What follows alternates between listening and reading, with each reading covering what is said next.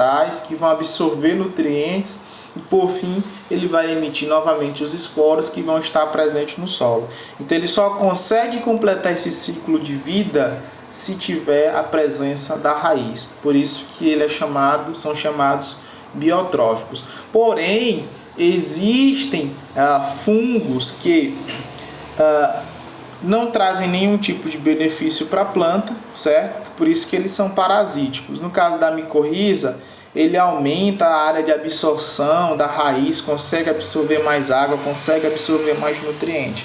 Já no caso que são os fungos do nosso interesse, eles não. Eles necessitam da planta para completar o seu ciclo de vida, porém eles têm um caráter parasítico, ou seja, eles vão... Deixa eu voltar aqui, desculpa. Eles vão precisar da planta para o seu desenvolvimento, vão utilizar dos fotoassimilados, ou seja, os produtos bioquímicos que são produzidos lá na folha através do processo da fotossíntese, e não vão trazer nenhum tipo de benefício para a planta. Então é maléfico, então a gente tem que, de forma preventiva ou química ou alternativa, fazer o controle desses organismos, certo? Que é diferente das micorrizas, que são benéficos. Nós também temos na agricultura fungos que eles possuem atividade parasítica em pragas. Ou seja, você vai pegar aquele fungo, você vai comprar um fungo, certo? Tem empresas que são especializadas em produzir esses fungos e você vai distribuir ele dentro da sua lavoura, certo? Mas só que esses fungos, eles não vão atacar a planta, eles vão atacar uma praga específica, certo? Daquela cultura. Então, isso é um controle biológico que a gente chama. Então, você vai utilizar o fungo de forma benéfica para atacar uma praga que iria atacar a sua cultura principal, certo? Então, nós temos essas dois pontos aí que é relevante, que a gente tem que deixar destacar, né? Não é todo fungo que causa doença em planta, certo? E não é todo fungo que é ruim para a agricultura, certo? Nós temos fungos que têm o seu papel aí, tanto no crescimento da planta como no controle de alguma praga que possa vir, certo? Então, recapitulando aqui, nós temos o tipo de parasitismo biotrófico, né, que a praga vai precisar da planta para completar o seu ciclo de vida. E aqui é interessante porque de repente você está com uma cultura anual, com a soja ou com o milho, que tem a ocorrência de algum tipo de fungo fitopatogênico, certo? E você retira aquela cultura. Aí você vai dar meio que um vazio sanitário naquela área. Aí você espera o quê? Quando você for cultivar novamente aquela área com aquela cultura, não venha a ocorrer a presença daquele fungo. Só que muitas vezes ele está lá com seu esporo no solo, esperando uma condição ideal, esperando o seu hospedeiro para conseguir germinar e continuar o seu ciclo de vida, certo? Então tem essas questões aí também. O outro tipo parasitário de fungo é aquele fungo que promove uma necrose, né? Ou seja, uma degradação celular, uma morte do hospedeiro. E vejam que nesse caso aqui a gente não tem aquele ciclo lá do biotrofismo, né? Nós temos simplesmente o fungo infectando a planta, promovendo o crescimento celular do fungo em detrimento do crescimento do tecido das células da planta, né? Vejam que os tijolinhos aqui seriam as células da planta, então veja que ele está degradando, né? Está degradando a célula em detrimento do seu crescimento. Esse tipo de parasitismo aqui, ele leva à morte da planta, certo? Lá no biotrofismo não, ele utiliza da planta para o seu crescimento. É claro que ele vai causar um déficit no crescimento da planta, vai causar um déficit na produtividade, certo? A planta vai produzir menos, certo? Vai com menos qualidade, mas ele não acaba destruindo a planta. Já aqui não, o interesse dele é degradar mesmo a célula, certo? E do ponto de vista de sintomas, né, visuais, nós trabalhamos aí nos últimos vídeos a questão de diferenciar um sintoma de uma deficiência nutricional com um sintoma da ocorrência de uma doença bacteriana.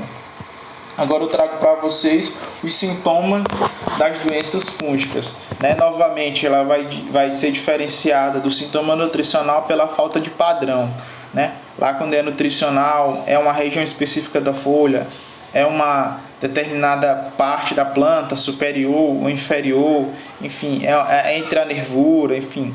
No caso dos fungos, a gente já não tem esse padrão, certo? Pode ocorrer em qualquer folha, em qualquer parte da folha. Veja que aqui, ó, nós temos mais na parte apical, aqui mais já na parte lateral, certo? Aqui não tem diferenciação de nervura ou não entre a nervura, não, tá? Tá tanto na nervura da folha como entre as nervuras, certo? Aqui também, ó, a gente não tem essa padronização. Mas como é que a gente consegue diferenciar um sintoma de uma doença de planta provocado por uma bactéria ou pelo fungo, né? E qual a importância disso? Como eu disse para vocês nas últimas aulas, quando é bactéria é bem complicado de se fazer o controle. Quando é um fungo, já disse para vocês hoje que a gente tem alguns produtos que você pode fazer esse controle, como os fungicidas, né? Então, a primeira coisa é diferenciar. Só lembrando que o que a gente faz a campo é uma inferência da ocorrência de determinada doença. A gente só tem certeza quando a gente leva uma amostra para o laboratório, faz o isolamento e faz a identificação da praga. Certo? A gente não, a campo, o que a gente pode fazer, olha, pode ser isso, tem uma grande probabilidade de ser isso, né? Que é o que eu estou trabalhando com vocês aqui nessa disciplina, é a questão da inferência, né? A certeza é só no laboratório. Pois bem, como é que a gente diferencia fungo de bactéria? Uma característica bem comum na doença bacteriana, nas necroses, é que você vai ter a necrose e no seu entorno vai ter uma clorose, né? Que é onde aquela região da folha fica amarelada. No caso do fungo, a gente não tem isso, né? Nós temos aqui a necrose, né? A morte lá, tecido das células, e no seu entorno a gente não vê aquela mancha amarelada. Então, se não tiver uma mancha amarelada, já é um indicativo de que pode ser uma doença fúngica.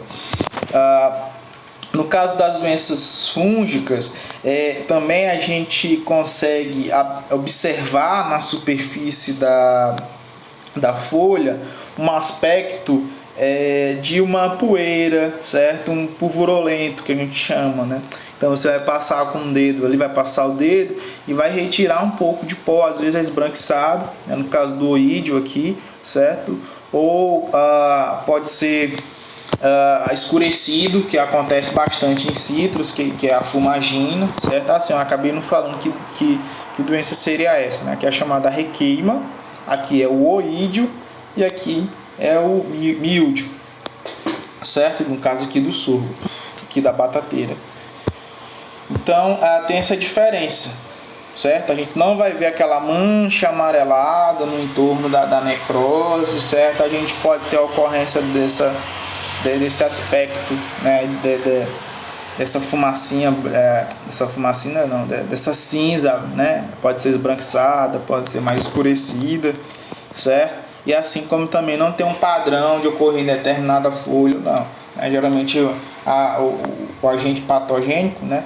Ele vai atuar naquela folha que teve contato com o esporo, certo? Então pode ser uma folha mais alta, mais baixa, enfim. Vai depender das condições climáticas que por exemplo, o vento, enfim, chuva, né? Que levou esse esporo do solo até aquela folha, ou até mesmo o contato de uma pessoa, né? Às vezes o esporo fica ali na calça, na botina, enfim, a pessoa passa disseminando o esporo por toda a plantação.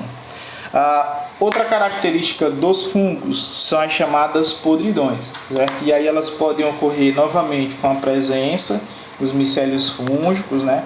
Essas estruturas mais parecendo um algodãozinho, certo? E ela sempre é mais úmida, certo? Diferente da podridão bacteriana.